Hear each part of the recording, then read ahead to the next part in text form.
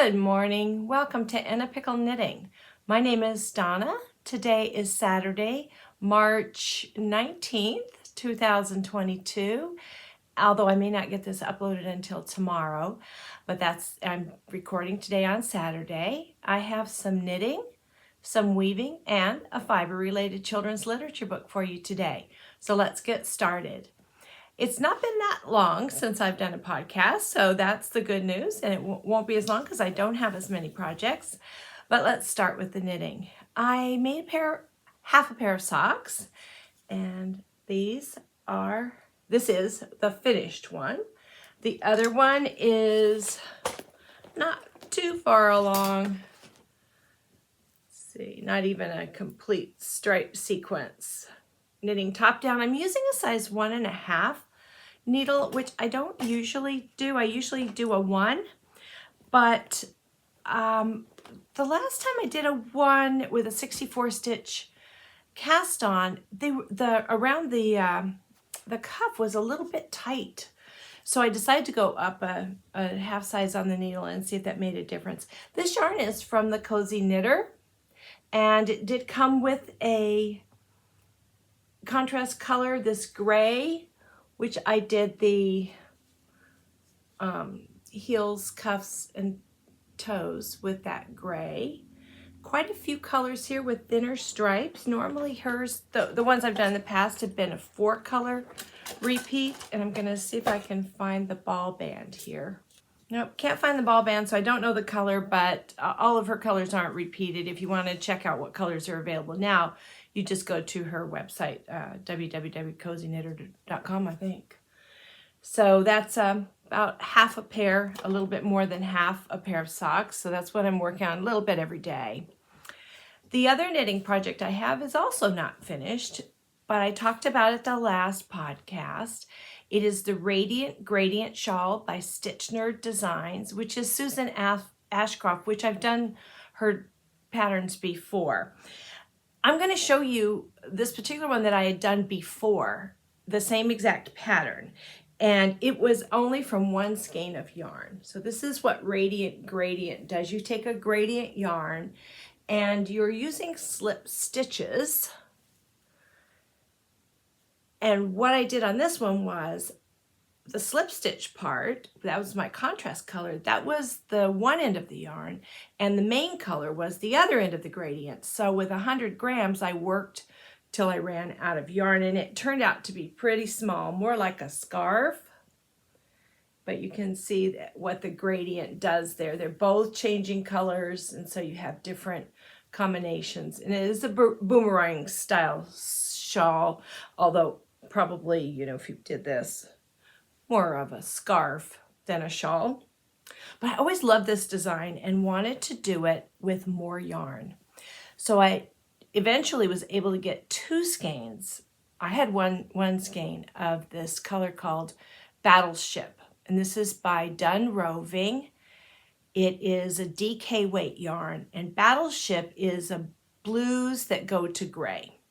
So since I had one skein, I found another, and I put them together to create, I'm in the middle of it. I'm not actually as far as that one even is.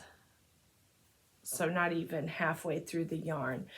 But it is, my main color is where the blue is here. And the contrast, I started at the opposite end, at the gray end. So it's working through. And now the colors are almost at a point where they are the same, but not quite. And when you read through this pattern, the Radiant Gradient pattern, she talks about that's actually a good thing to give the eye a rest.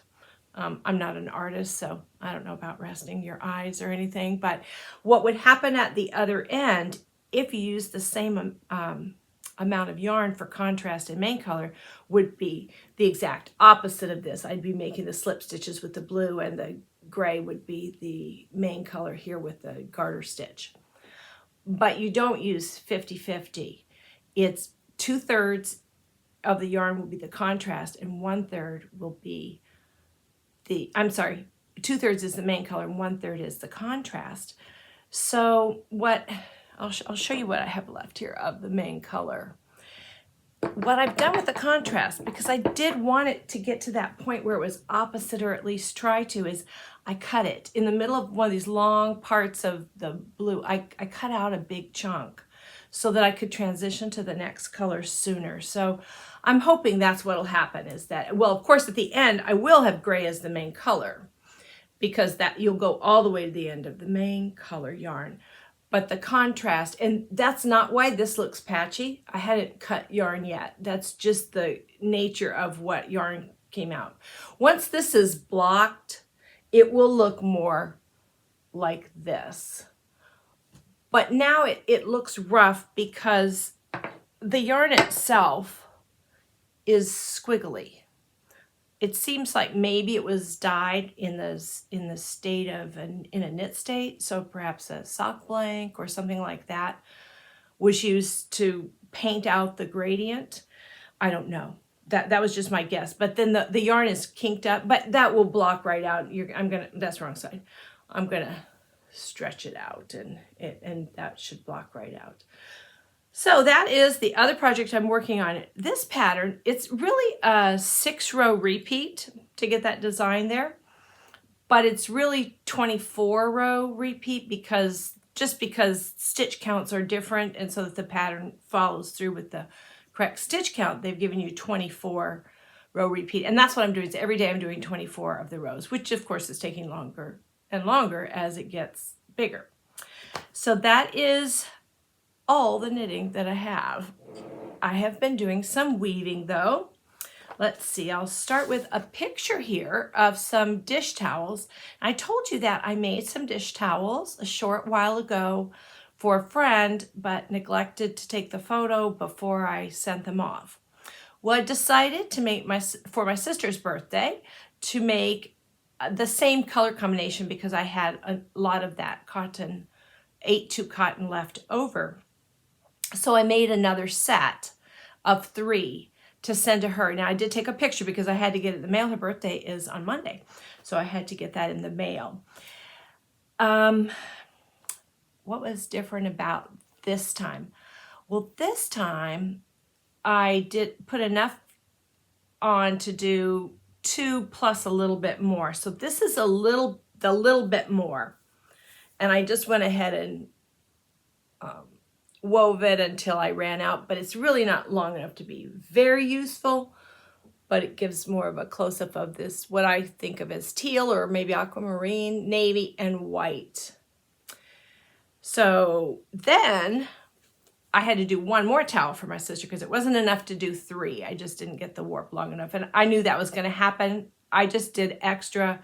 I was only trying to do 2 on 1 warp. I just did extra so that I didn't run into those problems I sometimes have at the end of the warp where the threads get loose. So the second time I just did enough for 1 towel plus, again, enough extra. But when I finished the 1 towel, I decided to try something I had never done before, and that was to use a pickup stick for a waffle pattern design.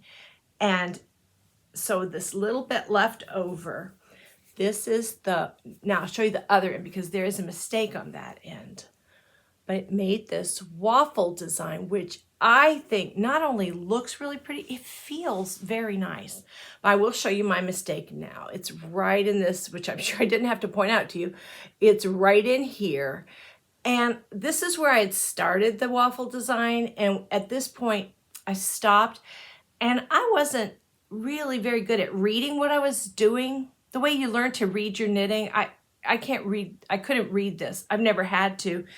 And I thought I was in the right place and wove on maybe an inch or 2 more and saw it.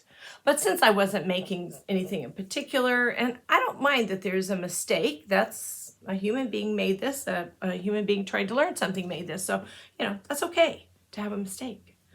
But I thought I really liked that. So I'm going to try it again. It was 6 steps you repeated over and over again with a pickup stick in there, which you insert in advance of doing any weaving by going over and under a certain number of stitches depending on what the pattern was.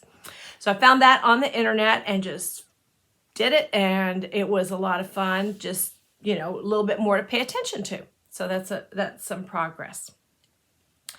I had mentioned on the last podcast that one of my next weaving projects was going to be using the Juniper Moon's Findley, which was a dappled colorway. This is what the ball looks like. Now, it was in one of those skeins you can pull from, but this is what's left over, and I wound it up into a little ball. So these are some of the colors. Now, Findley is a lace weight yarn. I also, after I finished, because I did have some left over from my weft, I ran out of warp, so I had some left over. I had that ball, but I also knit up a little swatch using a pretty good size needle line, maybe a 4 or a 6. I don't remember. I just wanted to see, well, what did this yarn look like knit? And behind my shirt might look better. We can see a little bit better what the colors are and hear what the colors are, because they seem deeper than the Woven Project. And that's because I didn't use the same color for the warp. I ordered the same kind of yarn, Juniper Moon's, not dappled. It was the solids, and it was a light gray, and I don't remember the color name, but it was a very light gray, almost like a dove gray. It was this color that I used for the warp. And I debated which to use for the warp and which for the weft. In hindsight, I think I would have preferred using the dappled colorway, this color, for the warp. I think it would have still had this lighter finish to it, which would be expected, but I think I would have liked the fringe better, and I didn't think about that in advance. I also think I might have liked that dappling to go this way. So this is pretty long. My edges did not turn out so well, but it is pretty long. It's, without the fringe, it's 75 inches, I think. And the warping turned out really well. It didn't mess up on me at all until, you know, you're at the very end. So that was a good thing. And it is very drapey. Findley is a 50% superfine wool and 50% silk. So, and I don't think it's superwash. So just, it folds up here very nicely, and it's pretty long. So make a nice wrap or scarf to go with your winter coat, I guess. I'm never very cold, so sometimes, but not very often. So I'm not much of one for wearing these things. I just like to make them. So I wove that, and then I told you I wove those teal and navy and white dish towels. And then I just wove another set the other day, and I used these colors of, again, 8-2 cotton, and I ordered these from the Woolery. There is a maroon, white, and I already had the navy left. I had some navy left over from the teal ones, and so I had to make navy not as big a part of these dish towels. I made the maroon more, burgundy, whatever. So here's the first one. Now I did one warping, but I made 2 dish towels, but I made them different. The first one is my favorite, and it is a plaid. So you can see up close there. I could have made burgundy more, but navy, after doing the warp, I just made navy these smaller stripes because I didn't want to run out, and I still had the other towel I thought I was going to do this with, and then can't judge. That probably would have been enough to do the same thing, but I didn't. Instead, I did the entire weft with the burgundy, and I still have a lot of that because that started from brand new. So here is the second one.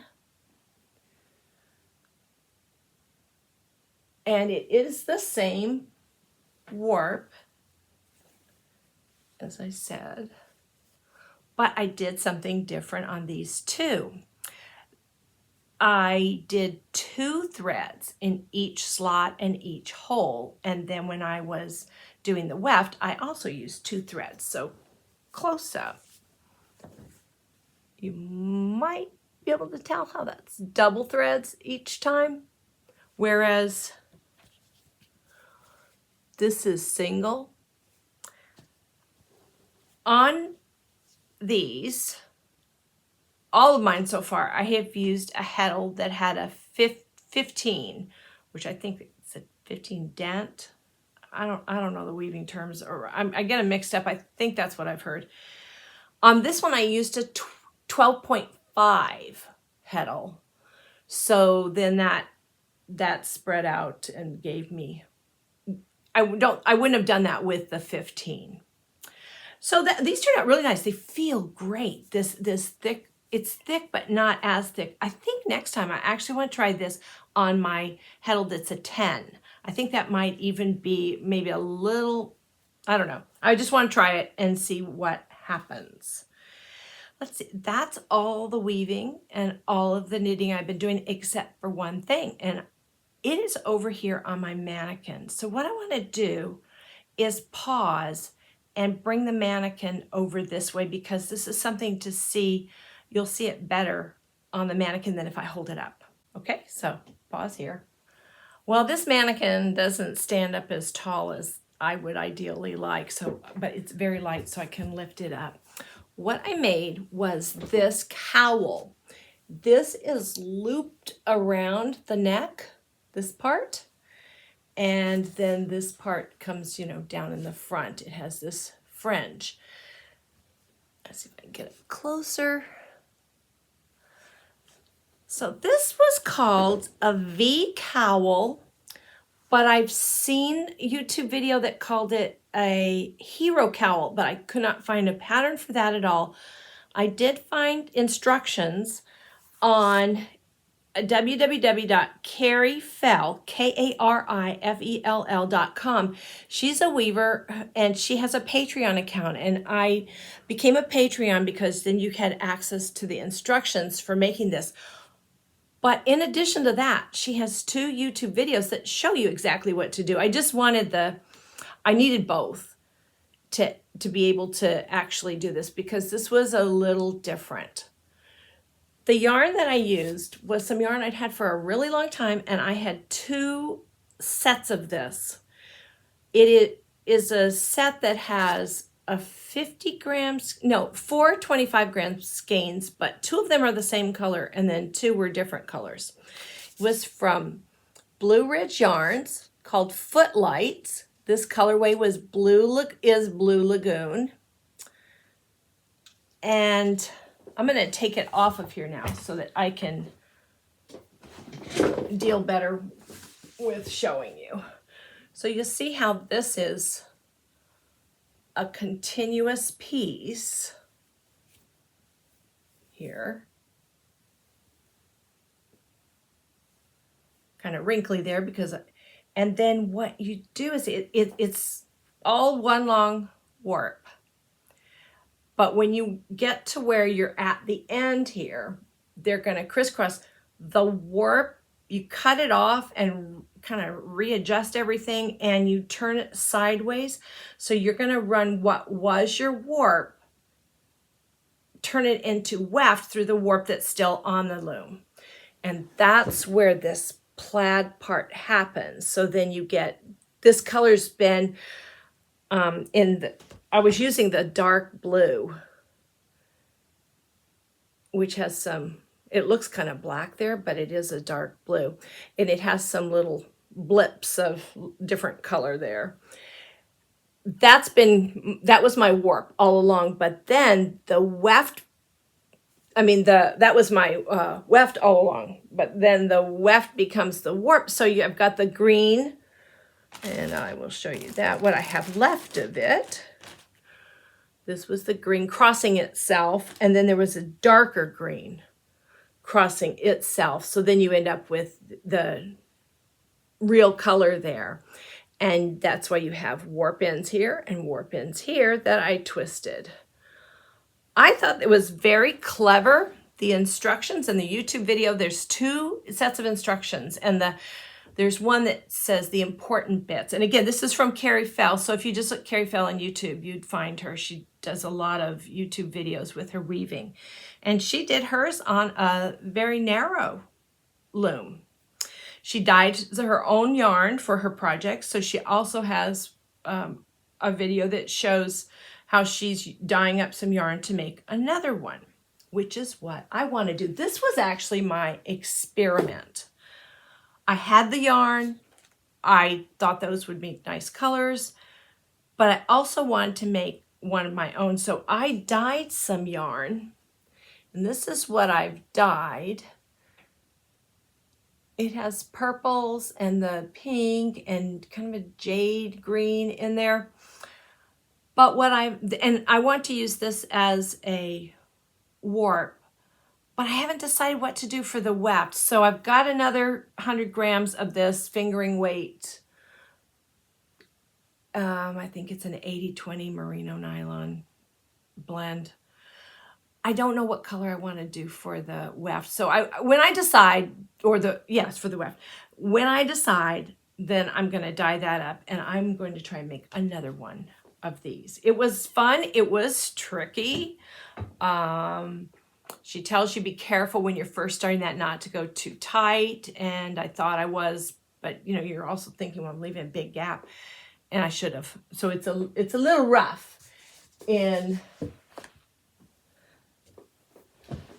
this part right in here. Let's see, where right in here. It feels a little bit tighter in this area than maybe it should, but you know, no, maybe it was on this side. Yes, it was on this side. I'm turned around. And there's like a place in there feels a little rough. I think maybe I even have a float there. I don't know for sure, but I really like it. I think it turned out nice, and I really want to make another one. So I think that's all I have been crafting on. Let's do our children's literature book. I told you I've been, previously I told you I've been running a little short on books that I wanted to share with you for children's literature that had a fiber-related content. But I actually have found 2 more too. So they haven't come yet, but hopefully when they come, I'll like them and want to share them with you too. This is really cute. If you want to knit some mittens, and you see this sweet little illustration of this little girl sitting on her sheep and deciding that she wants to make mittens. Now, ideally, what I would like to do is knit a pair of yellow mittens, because that's what she makes in here to go along with the book. I took the cover off the dust jacket. It's a little bit easier to share with you. This was written by Laura Purdy Salas, illustrated by Angela Madison. And it's, as you can see there, it's very simple. If you want to knit some mittens, number 1, get a sheep. So she's going to go through the process that. But there's a little tongue-in-cheek in both the text and the illustrations. She just goes through every step of, at this point, wish for mittens and wait for spring, because she can't shear that sheep in the wintertime. So she goes through all of the steps, and again, very clever little cute comments, but all the way to the point of planting marigolds so that she can make her own natural dyes, dyeing that yarn, and little things happen within her drying process. So she's going to dye her yarn there, learn how to knit, get some knitting needles, learn to knit, wait for winter, and ta-da, you have some beautiful mittens. So I thought this was actually a really cute book, and I think it would go great as a gift, especially if you made a pair of yellow mittens to go along with it. So I think that's all I have for you today. Short and sweet, I hope. And I hope that you are enjoying wherever you are in the world. If you're about to head into fall or about to head into spring, I hope that it's a lovely time of the year. Bye now.